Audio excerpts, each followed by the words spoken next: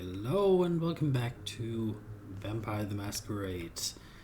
We are back in New York with Kali, and we left alone after Patrick departed, already going to his haven, and now I have the opportunity, to do something. But before we jump into that, I wanted to quickly check out if there's anything new here in the glossary and the journal. I think there was at least like a few new character entrances, so I want to take a look at those. So here the logbook, I think I went through that in a previous episode. It just details what happened in the previous nights. I'm not going to read through that since we played through it. I think it's not needed to be read. It should not contain new information, but I think the character portraits, they do sometimes contain new information, so I want to check them out. Kaiser, Nosferatu, he's an info broker. Kaiser is about as good as keeping secrets as he's at dealing in them, provided you can endure his crude language and moral ambiguity. Always traveling in his high-tech limo, Kaiser operates under the radar, using his connections and cunning to achieve his goals without drawing too much attention. He fancies himself as New York City's eminence grise, yet lately, with new players in town, he struggles to maintain the upper hand over the more delicate aspects of the kindred shadowy business. Then we have Nina, the circulatory systems ghoul.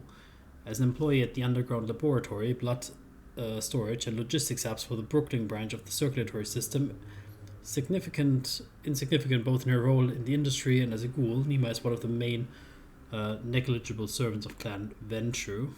So those are some new people we've met. Let's head into the game. So Patrick already went to his haven, and we are of course invited to come along. Feels almost like there's a little bit of a romance between the two, if something like that can exist between kindred, which I think is rare. Then we might hit him up. Same river twice. If I hit an astronomical level of bad luck, crashing at Patrick's once more will probably turn me into a sorry pile of ash.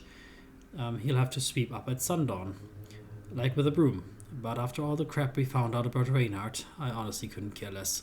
So yeah, I think Kali, she needs like somebody maybe to be by her a little bit. It's a very bad situation, honestly, overall. Then we have here a little detour, blood and cigarettes. I don't know what to do anymore. Thinking is a dead end, but clearing my head seems equally out of reach. I've got to at least try to get my shit together, or I might as well cut off my own head before the sheriff does it for me. So I'm not sure what that is. It's an exclamation mark, it's a detour. And then we have here a feeding opportunity, which you might take. At Chinatown, the buffet's stacked, plenty of more mortals roaming around late at night. So what's going to be on the menu tonight? Maybe those two lovebirds have been strolling down the same path as I have. Wow, two at once. That sounds crazy. I mean, I'm not actually hungry, so I don't really need to feed, and I'm interested in what that is. Like clearing my own head. I think that might be something I would like to do. Like a little bit of alone time before we head after Patrick. I mean, we purposefully sent him on his way without us, I suppose. So why not? Queens. As I try to piece together the scattered details of the past few nights, the less likely it seems that tomorrow will end on a high note. For me, at least. Aside from Patrick, I have no allies in Elysium. Allies. I'd settle for someone who just doesn't despise me at this point. But earning neutrality, let alone a favor, seems like a tall order when you have nothing but half-baked leads and empty hands. Honestly, I'd rather fixate on my impending doom. Any other thoughts just make me want to collapse and melt into a lush slush. And deciding where to crash tonight, forget it. I've got two wolves inside me and both are assholes. So wandering around, trying to clear my head. Because honestly, I don't even know what to think anymore. My mind's racing so fast it could win a low-key drag race. Even with a trunk full of tofu. Where did that even come from? I lift my eyes, realizing I haven't looked up in like half an hour. The fact that I didn't accidentally stroll into some sketchy alley and straight into a hunting party is nothing short of a miracle. But this area I don't recognize at all. Nothing really pops, just some storefronts dripped with holiday cheer and a fast food spot I never heard of before. Big Beat Burger. Well, there's a bit of local color for you. I should really get moving. The night is. How come I always bump into the least likely folks in the most unlikely places? I turn around. It's Julia, stepping right out of that fast food joint. Fuck, how. But seeing as we're wandering into my territory, I guess you're just stalking me.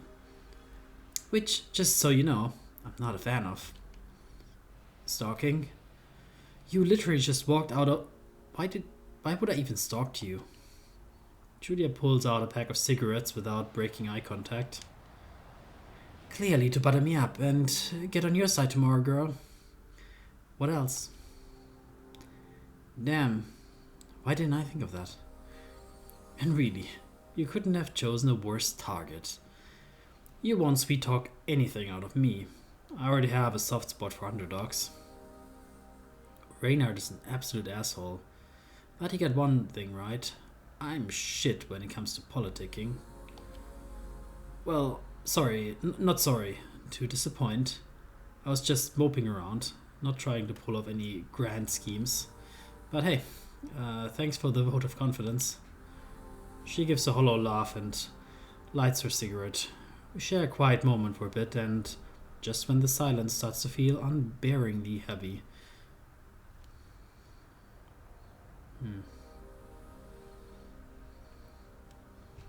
Let's maybe make a little bit of rapport with her. What's with the stinky habit? You get a kick out of them or something? Julia tilts her head, gives me a look that says it all, and hands me her cigarette. I haven't really smoked much in life. Well, cigarettes. And definitely not since. Well, why not? I put it between my lips, coaxing my white to stir just enough to draw a deep breath. Whew, it tastes like ash and cancer. Yeah, I still don't see the appeal. It's more of a ritual than anything else, but I like the routine of it. The smell, the hot ash falling from the tip, the sound of the lighter, the way they slowly kill you. Man, that's creepy. In an oddly charming way. So I assume your little investigation didn't turn up much. Caselle's still off the radar. I just nod, feeling defeated. I mean, we dug up a giant pile of shit and guess who's smack in the middle of it? Ray. She raises her hand to stop me. Keep the details to yourself. I'm not the one you should be confessing anyway. Plus, I'd rather not have to pretend to be surprised tomorrow night. Just tell me how you feel about what you've uncovered. Suddenly, I'm thrown back and dragged through the past 3 nights. The memories crashing into my mind uninvited. I feel like I've got nothing solid. Just a mess of he said, she said, with some guesses peppered in. Honestly, I feel like shit. Both about what we found and what it all implies. Julia watches me quietly for a moment, assessing me, maybe. It's not too hard to read her expression. It's hard to read her expression in those pale eyes of hers. She takes a long drag from her cigarette before speaking up. Just a little friendly advice, Carly. Whatever you decide to do, however you plan to handle this mess, don't hold back. Keep up the momentum. Push hard. Don't even think about falling. Because if you stop looking as dejected as you do now, if you show up looking as dejected as you do now, they'll dismantle you piece by piece and eat you alive. And that would be a real shame. She crushes her cigarette under her heel and starts to walk away. Cheer up a little, would you? Your face looks like sour milk. Yeah, thanks. She looks back, giving me a sidelong glance. What for? I don't remember even seeing you here, let alone giving you advice. She fades into the night, leaving me with more questions than answers, and maybe, just maybe, a spark of something that could one night bloom into a less shitty version of whatever I feel right now. I need to move on too. The dawn's almost here. So, we could feed. It's not needed from a gameplay perspective, but I'm always curious to take an extra scene, just to take in all of the story has to offer. And perhaps we're delaying ourselves a little bit to not go to Patrick's too fast. So let's do a little trip to Chinatown on the way home. Patrick disappears into the night, probably heading to his haven, but I decide to tempt fate and stay out a little longer, even though dawn is creeping up on me. But I'm hungry, like seriously, starving, and I cannot ignore the way the void inside me howls for a taste of blood. There's gotta be someone around to satisfy my cravings. It's not like the place is crawling with mortals, but there are at least some passing me by. Okay, the description on the thing said it was bustling with people and all that stuff, and also I'm not hungry at all, so a little bit weird, but okay. Most of them seem to be half asleep, braving the awful weather to get to their morning shifts on time. Some of them are just returning from outings, wobbly and slow on the icy sidewalks. But none of them suits my needs. Luring just one away from the group is far too much effort when I can just snap somebody solitary in a minute or two away. There is a middle-aged woman sitting up on a tiny hole-in-the-wall coffee shop. It would be easy to sneak in and out without anybody noticing, including the prospective victim herself. The guy's leaning out of a second-story window in a nice, secluded alleyway, having a drag. Perhaps he's hiding his foul habit from his family, since the flat behind him is still dark and quiet. Climbing up and taking a bite would be a piece of cake. I even spot somebody napping at a bus stop, bundled up in a warm cloth and curled up in the corner, safe from the wind and snow. If I played my card right, it would make it look like we're just cuddling, while giving them the real kiss. Nobody would notice a thing, not in such a bustling city. But I'm sure there are even easier prey to be found. This area is really pretty lively for this time of the night. Okay, the opposite of what was said above, but okay. Now that I think about it, it's a little bit too lively. And I'm pretty sure that couple over there has been tailing me for the past half hour.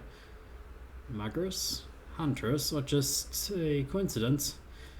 Honestly, I've had it up to here with danger looming over my head these past few nights, and even though taking risks is in my vitae, I don't think I can afford it tonight. Sunrise is only hours away. Well, I mean, we're kind of like have a death wish, perhaps, to some degree, because honestly we're about to die tomorrow anyway. Maybe getting a little bit of aggression out of us could help, confronting them head on. On the other hand, spending the last night with Patrick might be what we really want, rather than confronting some hunters and potentially die. So let's calmly try to lose them.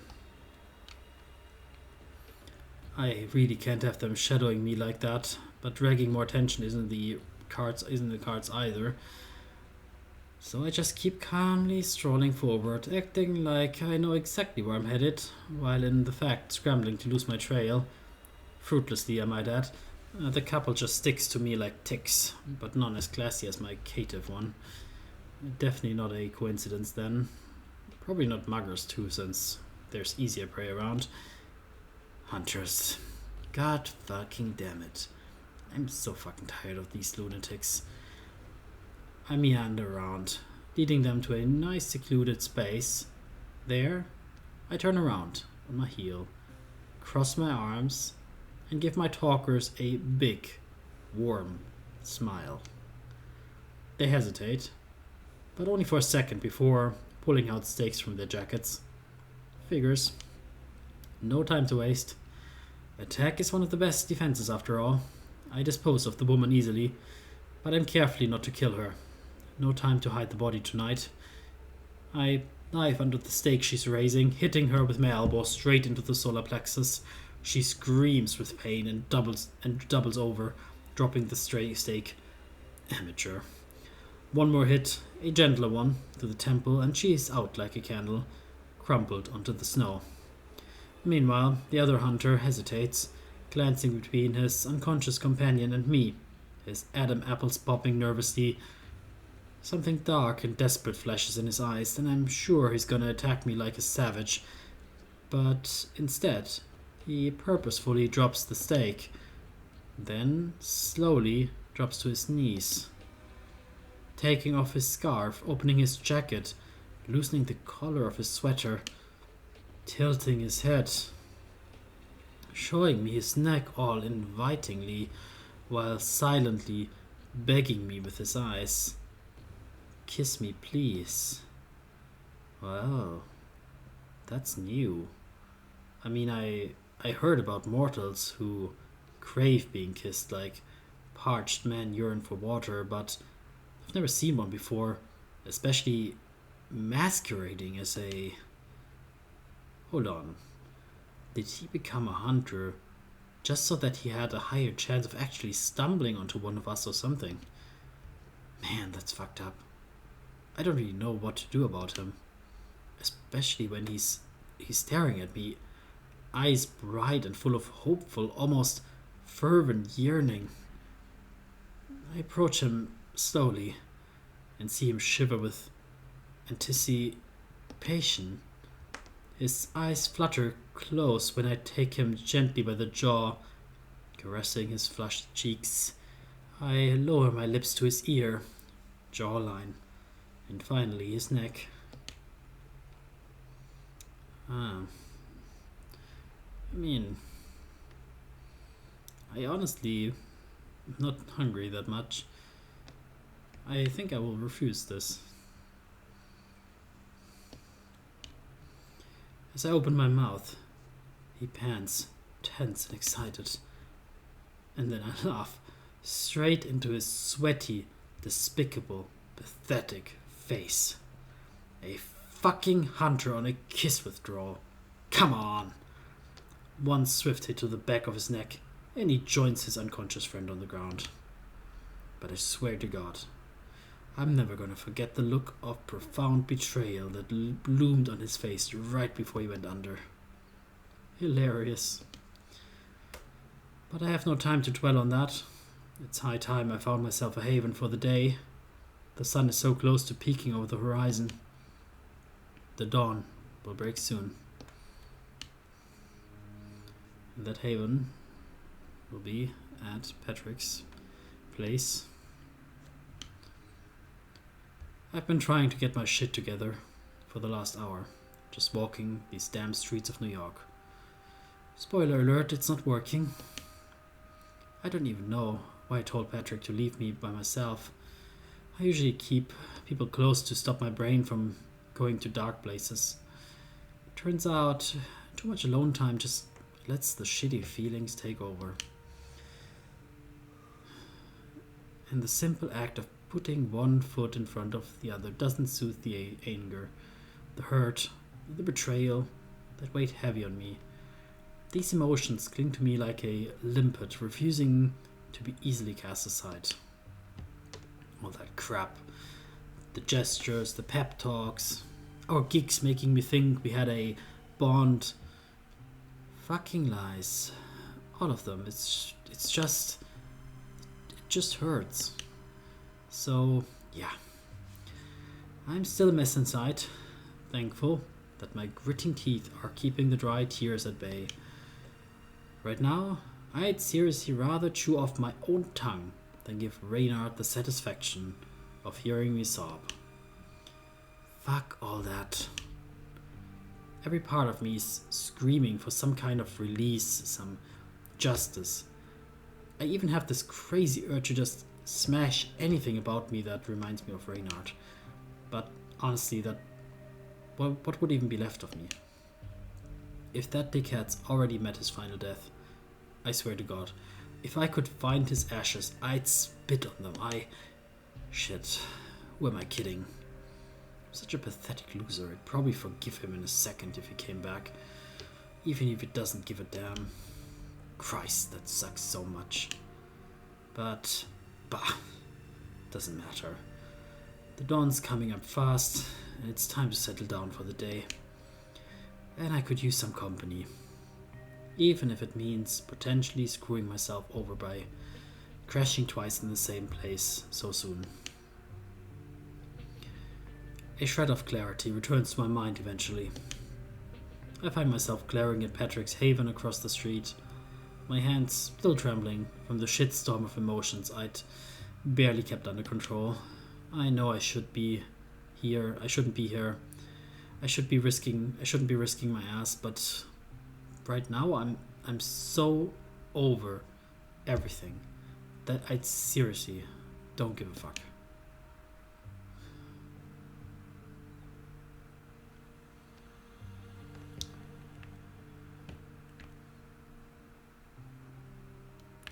Yeah, let's knock gently. I lift my hand, tapping on the door softly. The noise is so faint, I'm in the dead of night. Suddenly, the door cracks open and there's Patrick, with an armful of books. He moves quickly, letting me into the safety of his haven. Come in. Sun's about to rise. Everything is exactly where it should be. Nothing out of place. Not even the couch. You didn't oversell it. The couch is definitely still here. I guess it's far too old to sprout legs and walk off. He grins at me, a bit too confident in the quality of his joke. I do know it's not stylish, but I'm quite fond of it nonetheless. It's charmingly dilapidated, that's for sure. Would you rather use the bed tonight? It wouldn't be any... I throw my hand up, immediately cut him off. No, that's okay. Just making sure we weren't about to find ourselves in the infamous only one bed situation. Patrick tilts his head, an unspoken question hanging in the air. I mean, you're into all that bookish stuff, I thought. Never mind. It's nothing. Believe me. He nods and goes back to whatever he was sorting on his shelves. I take that as my cue to slip away on the corner of the couch. I'm too tired to speak, which is rare for me. I shut my eyes briefly, fingers tapping restlessly on my leg. It's a futile effort to calm the lingering irritation. My movements only seem to stir it up more. Care to share what's on your mind? Your thoughts are so loud, they practically blend in with my voices. No rest for the wicked, huh? Just flipping through my bucket list of excuses for tomorrow night. 'Cause, I'd like to keep my head where it is. Are you thinking of anything in particular? Pain, Vitra, not really.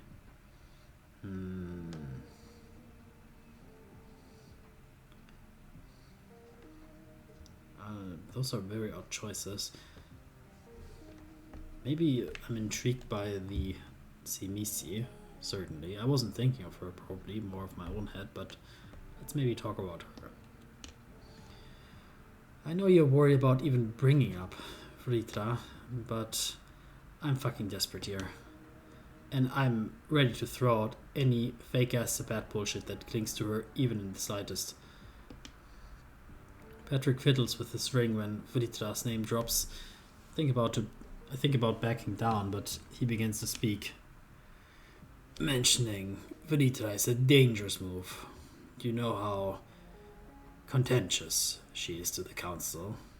I strongly advise against it. Yeah, fuck my unlife. A relentless barrage of curses runs through my mind, clouding my judgment with a flood of raw emotions. Fear, the background noise of shifting books and fluttering pages falls silent, and the couch dips with the added weight right next to me.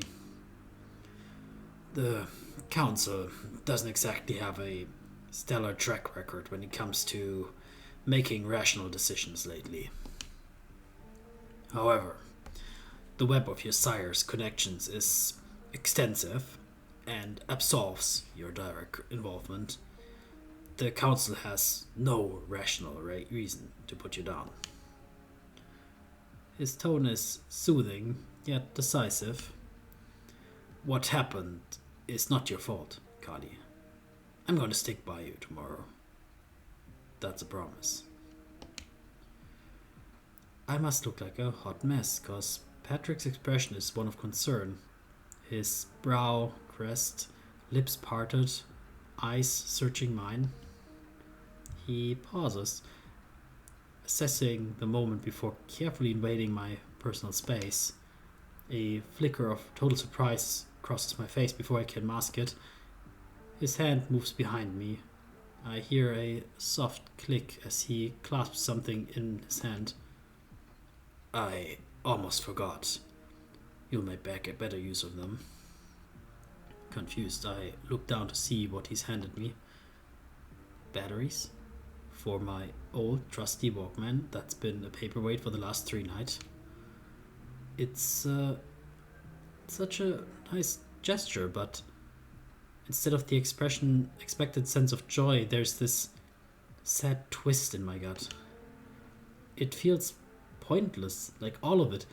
Right now, picking a tune feels as grim as choosing my last meal. Are you sure you're right? Nope. I'm a mess. Yeah, everything's fine. Thanks. I guess I'm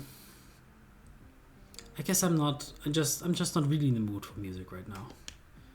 But I really appreciate the thought. He manages a shaky smile, my voice quivering a bit. He nods, totally gets that I need some space, and it gives me room to breathe. I flop down on the sofa, totally wiped. I shove the 2 batteries in the Walkman and the rest into my belt bag. Then my hands brushes against the wooden stake. Its gritty texture, just another shitty reminder of the end I've been dodging night after night. I cling to it as if I could scrub away the mix of anger, desperation, and fear brewing like a storm in my chest. I've handled storms before, but this one, it's dark, man. Really dark. Creeping into every freaking shadowy corner of my brain and just sticking there. I grip the stake even harder as the all too familiar darkness slowly descends upon my mind. Earlier that night,